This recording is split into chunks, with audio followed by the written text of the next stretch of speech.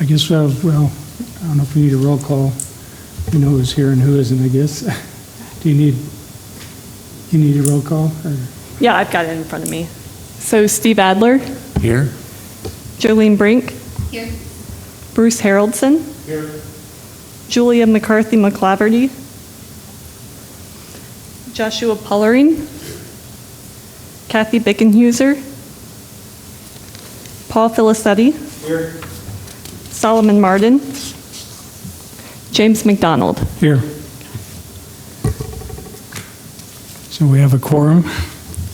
Great. Approval of minutes from the June 7th meeting. One correction. Let's see. Under new business, section A, the last sentence, where it says Mr. Gray confirmed and added that it would be EIFS. It's actually EIFS, which is an acronym for exterior insulation finish system. But a lot of times we just say EIFS or EIFS for short, so I know it's tough to catch. Where was that? It's the last sentence under new business, section A, for the special presentation. And it said Mr. Gray confirmed and added that it would be, and the word is efface or whatever. I assume it was pronounced EIFS, but which is really an acronym. Oh, look at that. Yep. Yeah, it's for exterior insulation finish systems. So you can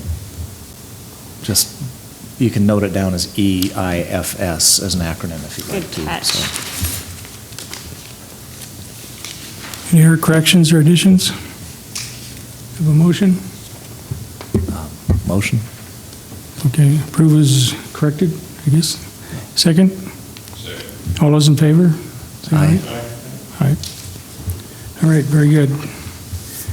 Public comment, do you have anything else besides what's on the agenda? All right. Okay, well, we can go right into new business, special presentation on 101 Railroad Street.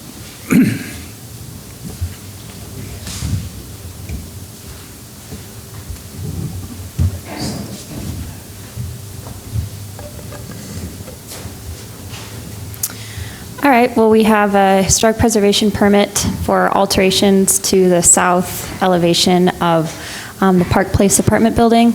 And David Gray came and gave us a informational presentation last week. And there were no concerns brought up by the HPC, so I see it as a pretty straightforward permit. It's pretty minimal, and one thing to keep in mind is where these alterations are happening has already been altered completely in the 80s, so it's lost all its integrity that really was there to begin with. So, and 118 West is the address, and 101 Railroad Street East is actually where the office space, that's the address of the office space that's being added onto. So this building, you can see in the map, it's the triangular building. It is listed on the National Register. It's cornered by Railroad, Alder, and Higgins. As far as legal notice, we placed a legal ad in the Missoulian on June 17th and the 24th, and we did on-site posting 15 days prior to the hearing. And then we sent letters to property owners within 150 feet as well. And we didn't receive any comments about this, so. And it is individually listed, like I mentioned, so it's applicable to our historic preservation permit code. So that's where it's located. So the background, the Park Place apartment building, as we call it now, was built around 1902. It historically went through a couple of names, such as the Grand Pacific Hotel, the Kennedy Hotel, or the Park Hotel. Historically, it was a hotel, and the first floor was used as retail space, and there was a bar there for a while, and different office space. It is historically significant because it's associated with Missoula's major development time in the early 20th century, and primarily due to the railroad. When the railroad came through and when Higgins started to bustle, it was one of 7 other kind of simple railroad hotels that were built. And so this is one of the existing ones that is still there. And it was individually listed on the National Register in 1990. So the proposed work, we're talking about, again, the south elevation. And right now there is an arched entrance there that is non-original. One of the first things that is being proposed is removing or modifying that recessed south entrance. So it's not actually an entrance, but just infilling it with windows, but not altering the rhythm and patterning that is existing. So it would kind of emulate what's there right now. And then it would be painted to match the existing color and exterior. Currently, it's EFS is what's on the first floor. Replacing, there's existing rows of 6 windows to the west of the entrance, that central entrance, with energy efficient fixed windows that are aluminum. And those already exist on the east side, so it'd just be matching what is already on the east side of the entrance. Adding 2 removable aluminum frame awnings to the windows that I just mentioned, and those are also existing on the east side, so again, it's just carrying over what's already there. And then adding EFS coin detailing between the western window alterations. There isn't currently any coins there, but there is on the east side, so it's carrying on that rhythm and patterning as well. And again, all of this fenestration and the coin and the detailing and the material is non-original, and that was all added in the 80s. And that's just a closer look of what we're talking about. So you can see the recessed entrance. That'll just become more a wall of windows. The windows on the west are going to match the windows on the east, and then adding the awning and the coin detailing in between those western windows.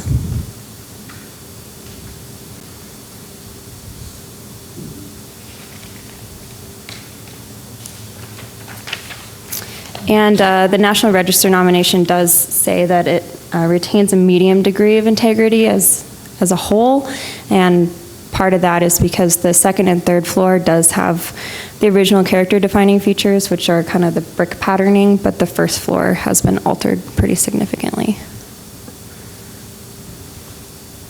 So there's the area of work that we're talking about on the south facing elevation. You can see the 2 rows of windows to the left that will be matching what's on the right. So as far as the permit,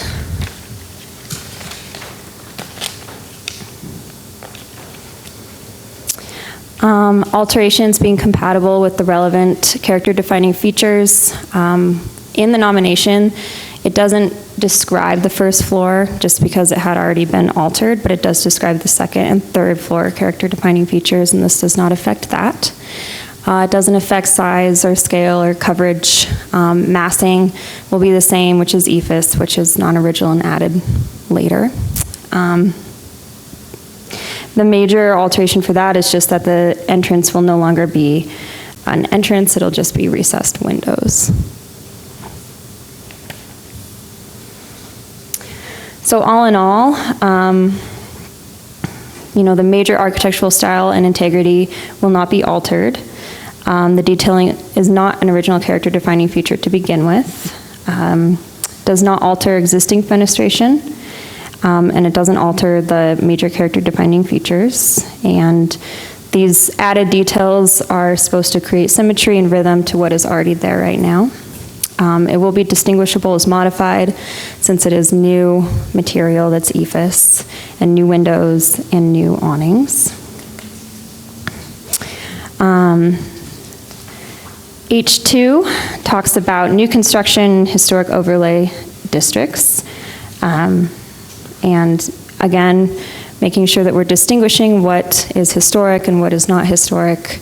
Since this is not historic to begin with, it's distinguishing itself, and it is saying that in the nomination too, so we already have that established. Alternative materials, no original materials exist on the first floor anyway, so that doesn't really apply. And then no photovoltaic or solar hot water equipment are proposed.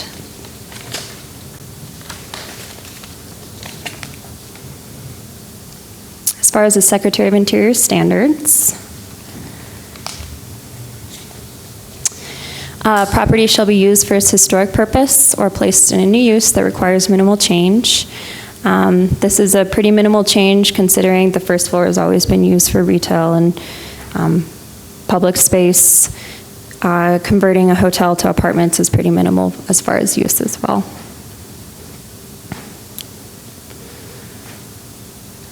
The removal of historic materials shall be avoided. We kind of already did that a few decades ago, so we're not removing any historic materials or adding any. Each property shall be recognized as a physical record of its time. Again, we do have this down in the nomination, that this has been altered pretty significantly.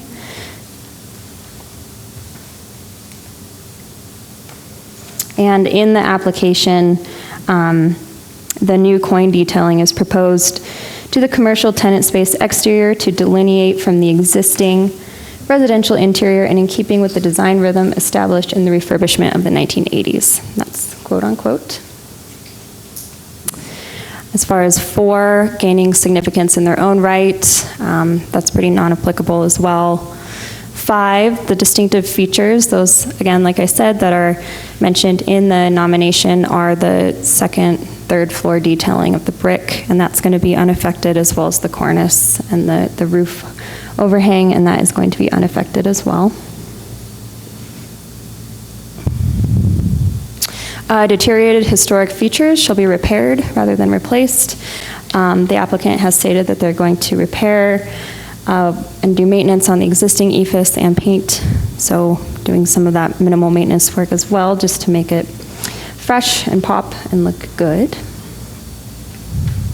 No chemical or physical treatments are proposed. There won't be any digging, so not applicable for archaeological resources.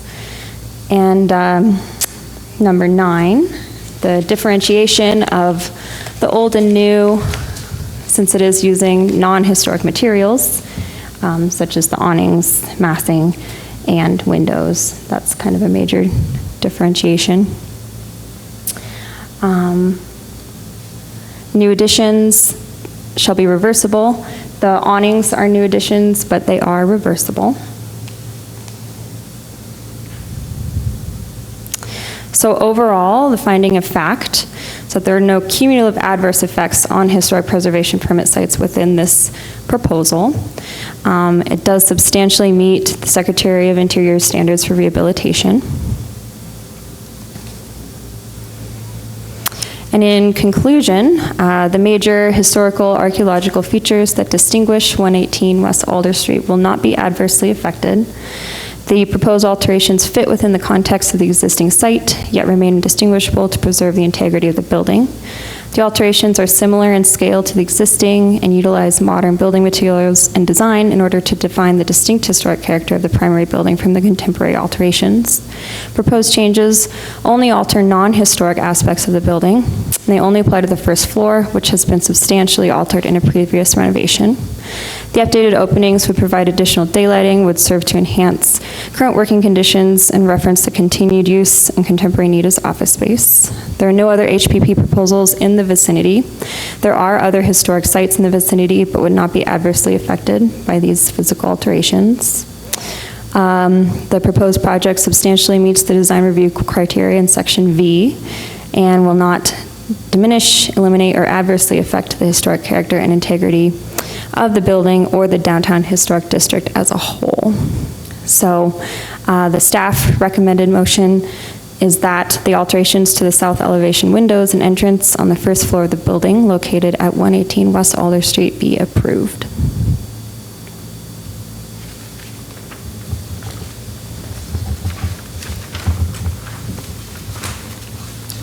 Okay, any questions or comments?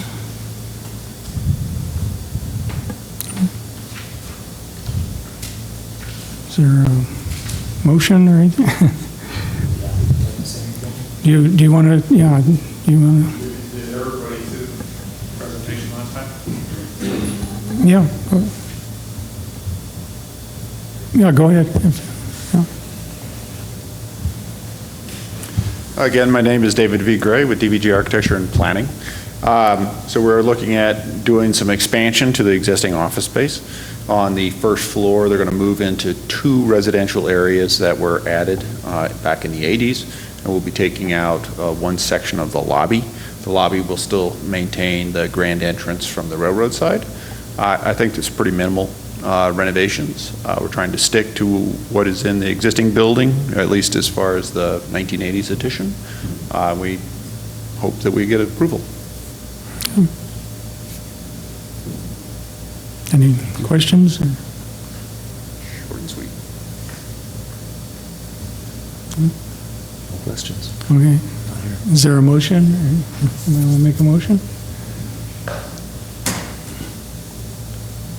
I'll make a motion to approve it. 101 West, 101 Railroad Street West, 19 West Alder Street addition, alteration of the south elevation of the business entrance in the first floor. Is there a second? Second. Yeah. All right. Now, is there any other public comment on the motion? None? Okay. Okay. All those in favor, say aye. Aye. Opposed? All right. Very good. Thank you very much. Good, thank you. You guys have a good night. Yeah. Yeah, thanks.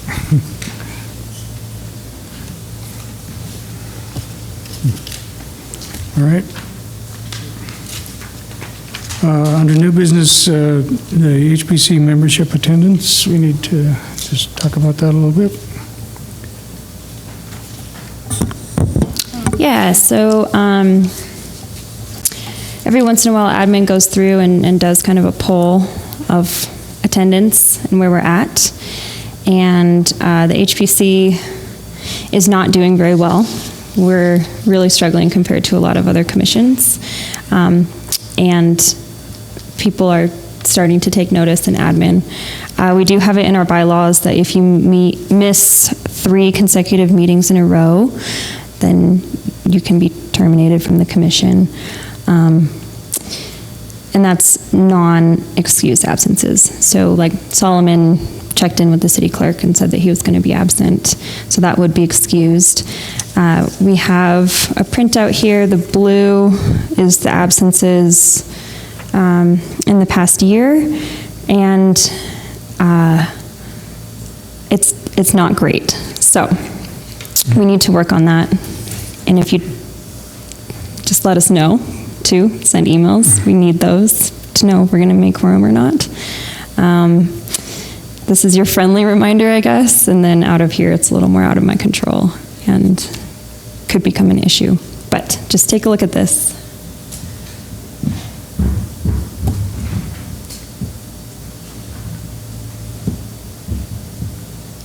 Yeah, that's the whole thing, is you can be excused if you have a good reason not being here, but we appreciate everybody that's committed to this to be here every meeting if they can, so that would. Anyway, I don't know, any other comments on that or anything? Anybody?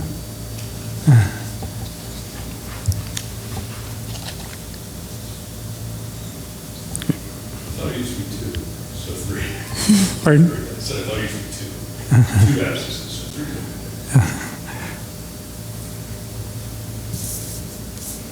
2, we'd really be in trouble. But those are unexcused absences, right?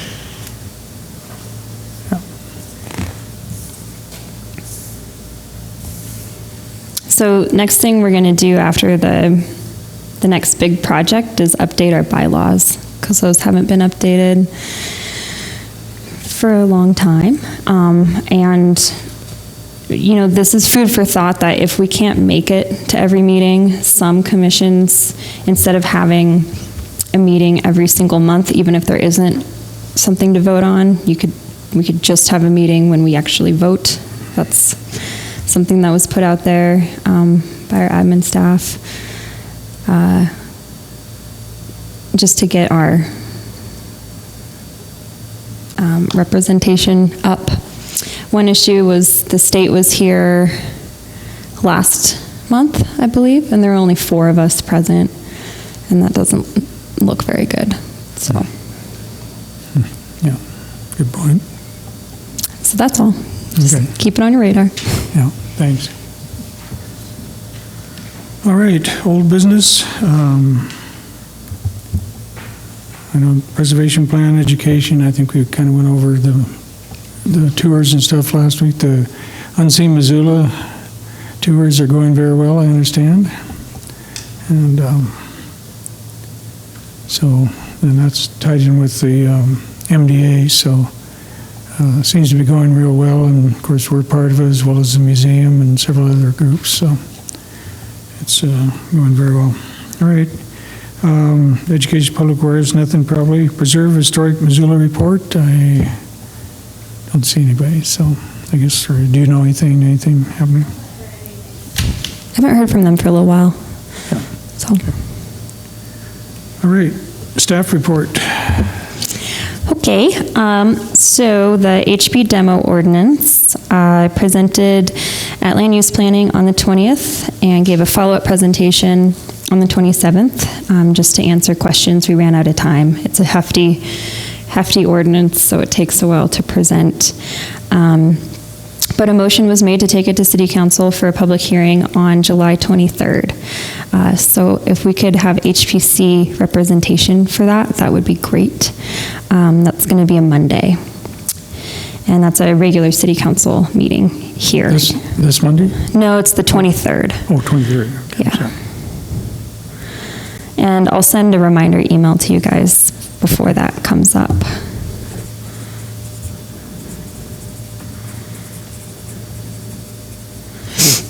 The Moon Randolph Homestead. Last time we met Tina McCarthy, who was our intern from Western Massachusetts. Her last day was this past Tuesday. So she had 5 weeks on site, and she did an incredible job of doing measure drawings of the barn. It was a huge effort. We now know, kind of put her through the ringer there, but she did such an awesome job, and it was a learning experience for everyone. I learned a lot. I think she learned a lot too. Matt Morgan from A&E really helped and came out a few times and came to our office a few times and helped mentor Tina with AutoCAD and kind of the complexities of that. Jolene went up to site and helped Tina with taking measurements. So thank you both. That was really helpful. And then I'm going to put up all of her work on our website, just because it's pretty awesome stuff, and put a little bio of her and everything she did for us. Currently, the Archaeology Anthropology Department is hosting their summer field school, and they're also conducting HABS quality measure drawings of the Randolph Farmhouse. And over May Preservation Month, that was one of the 2 structures that we looked at up there too. Unseen Missoula, like Jim mentioned, it's going awesome. Actually, this Saturday, we're starting to have 2 tours in one day, just because it's been popular, and so we wanted to add more. But that said, we do need more locations.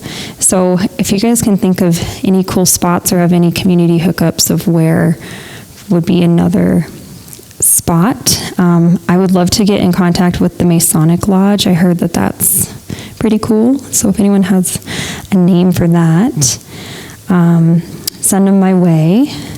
And we're working with Montgomery Distillery in the Hub right now, and hopes of adding the Wilma, because the Wilma is something that people really request over and over and over. Philip Makeling offered to take our tour guides around and just kind of do some fact checking and question and answer sessions and learning, which is really helpful too.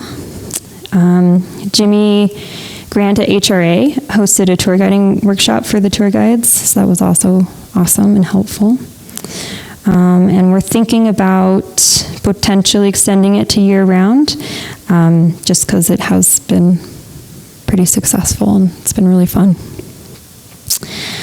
Still working on the Verizon Wireless for placement of a cellular antenna on the corner of Higgins and Spruce. I haven't heard from them for a while, so I think nothing's been signed yet. We haven't yet chosen a spot for that.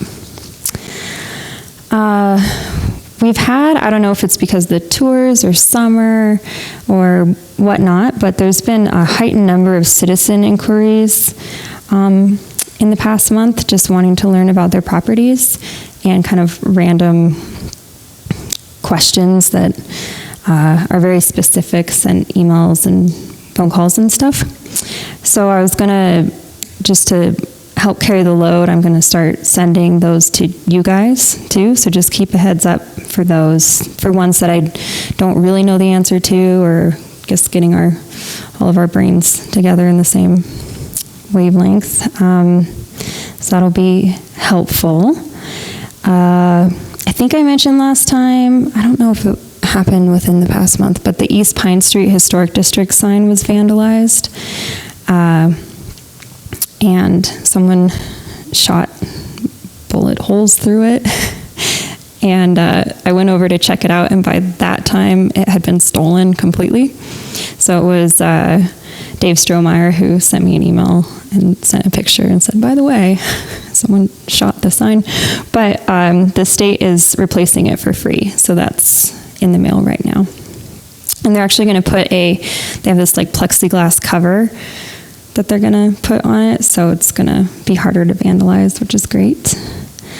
The property owner of 423.5 East Pine has been really interested in getting a contributing sign, so that's been fun, and we might get that up soon.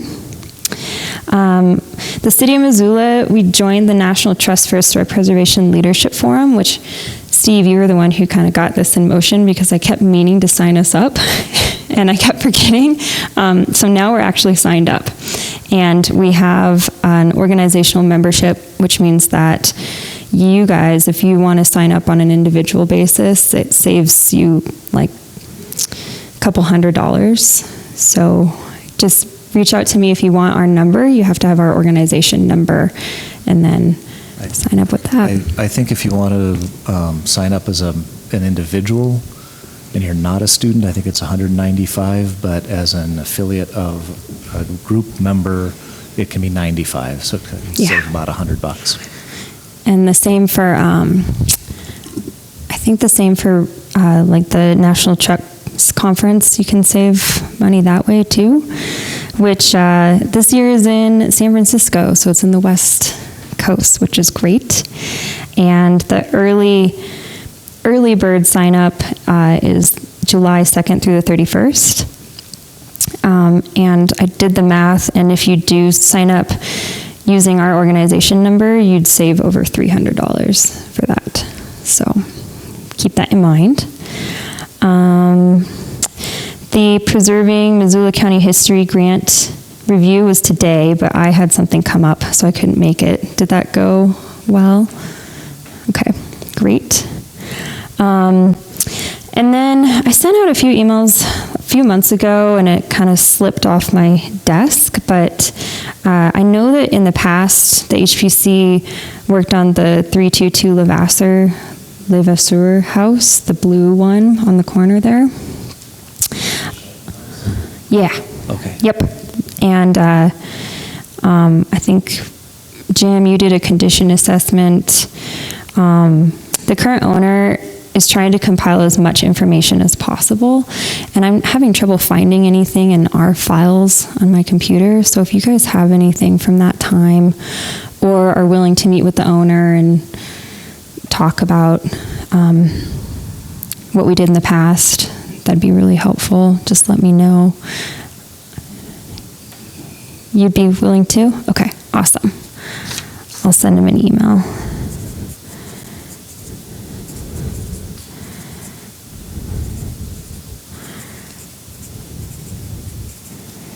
currently, I know that the owner had a condition assessment hired out, and it came back that it was completely unfeasible to restore it.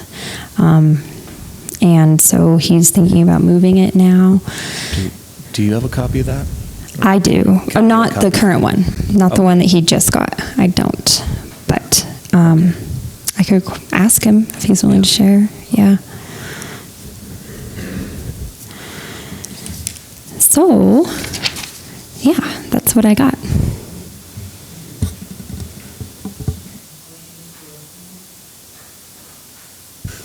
Do you know who you got that assessment from? I don't. I think it was one of the big ones in town, but I don't think it was you guys. Yeah.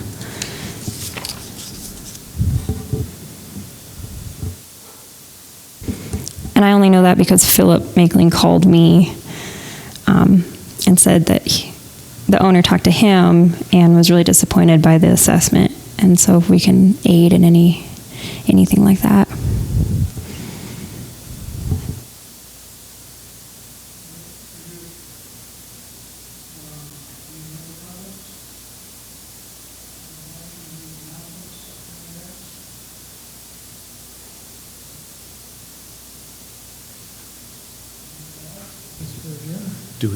One question, do we have any fair planning to be doing?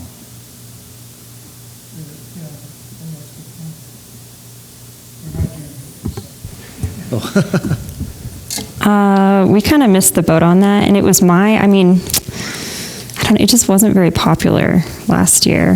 The fair wasn't. What do you guys think?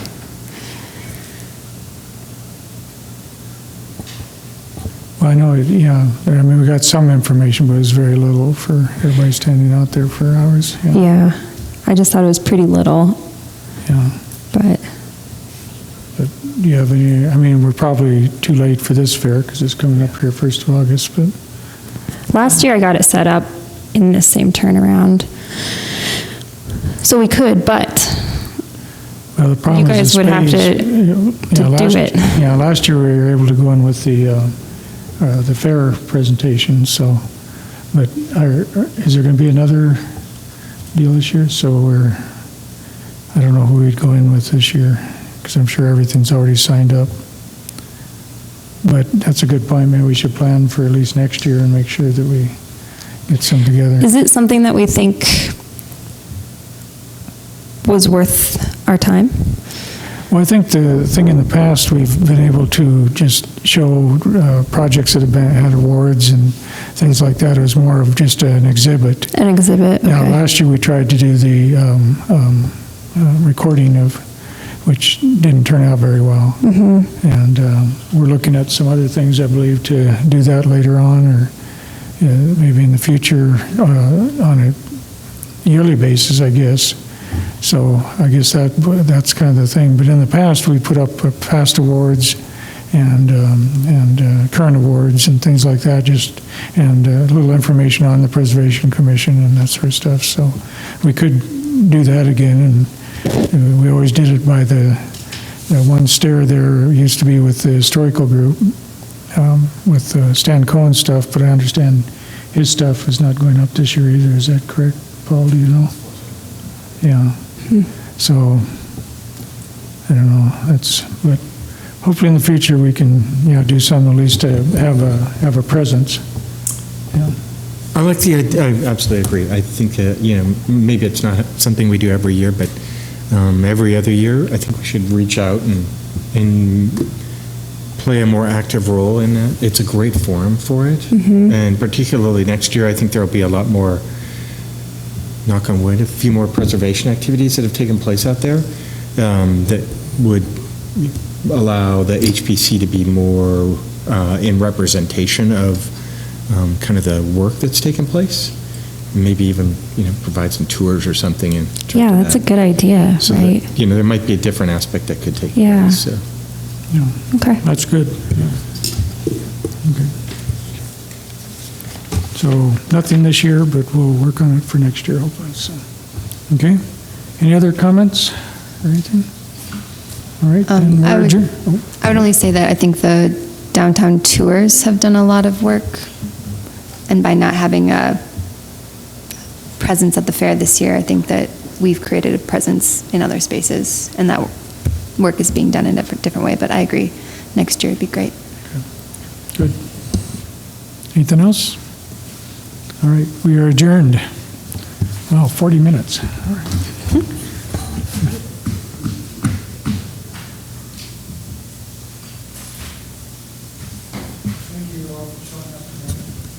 Yeah, thank you.